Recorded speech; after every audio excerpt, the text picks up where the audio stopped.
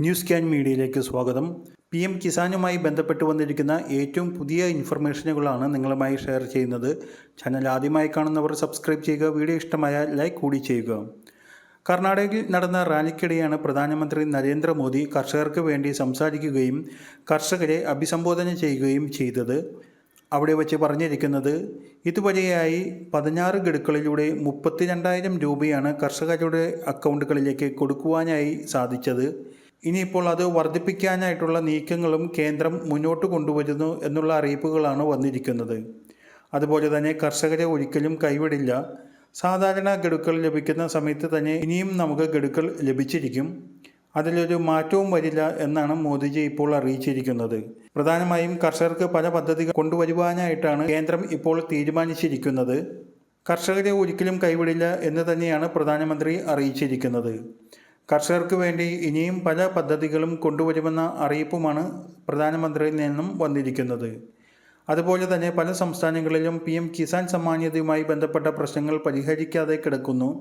പല പുതിയ അപേക്ഷകളും പെൻഡിംഗ് ആയി കിടക്കുന്നു എന്നും അദ്ദേഹം വ്യക്തമാക്കി. ഇതെല്ലാം പരിഹരിക്കുന്നതിനായി ഒരു കംപ്ലൈൻറ്റ് സെൽ രൂപീകരിക്കുന്നുണ്ട്. അതുപോലെ തന്നെ ഒരു വാട്സപ്പ് ലിങ്ക് കേന്ദ്രത്തിൻ്റെ എല്ലാ പദ്ധതികളും നമ്മളെ അറിയിക്കുന്നതിനായി പുറത്തിറക്കുമെന്നും അറിയിച്ചിരിക്കുകയാണ്. ഇത്തരത്തിൽ കർഷകരെ കൈവിടാതെ മുന്നോട്ടു പോകും എന്ന വാഗ്ദാനമാണ് മോദിയിൽ നിന്നും വന്നിരിക്കുന്നത്.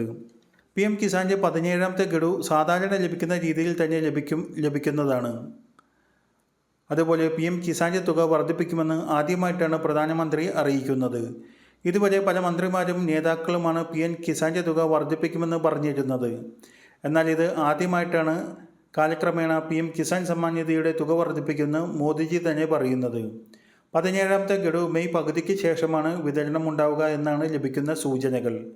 17ാമത്തെ ഗഡുവും അക്കൗണ്ടിലെത്തുന്നതിനായി കർഷകർ എല്ലാ കാര്യങ്ങളും ശരിയാക്കി വയ്ക്കേണ്ടതുണ്ട്. നിങ്ങളുടെ DBT ഇപ്പോഴും റിജക്റ്റ് ആണെങ്കിൽ നിങ്ങൾക്ക് ഓൺലൈനായി തന്നെ DBT അപ്ഡേറ്റ് ചെയ്യുവാൻ സാധിക്കും. ലാൻഡ് സീഡിങ്ങുമായി ബന്ധപ്പെട്ട പ്രശ്നങ്ങൾക്ക് നിങ്ങൾക്ക് പ്രിൻസിപ്പൽ അഗ്രികൾച്ചറൽ ഓഫീസറെ സമീപിക്കാവുന്നതാണ്. അതുപോലെ PM കിസാൻ്റെ പുതിയ അപേക്ഷകൾ ഇലക്ഷൻ സമയമായതുകൊണ്ട് അപ്രൂവ് ചെയ്ത് കൊടുക്കുന്നില്ല. ഇലക്ഷൻ കഴിയുന്നതോടുകൂടി ഈ പ്രശ്നം പരിഹരിക്കപ്പെടുമെന്നാണ് കരുതുന്നത്.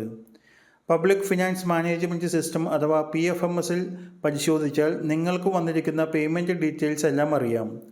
നിങ്ങളുടെ DBT സ്റ്റാറ്റസ് എല്ലാം അറിയുവാൻ സാധിക്കുന്നതുമാണ്. മുൻഗഡുക്കൾ വരാത്തവർക്ക് ഇക്കാര്യം ചെക്ക് ചെയ്ത് കാര്യങ്ങൾ ബോധ്യപ്പെടാവുന്നതാണ്. PM കിസാനുമായി ബന്ധപ്പെട്ട എല്ലാ ഇൻഫർമേഷനുകൾക്കുമായി ചാനൽ സബ്സ്ക്രൈബ് ചെയ്ത് ഉപയോഗിക്കുക.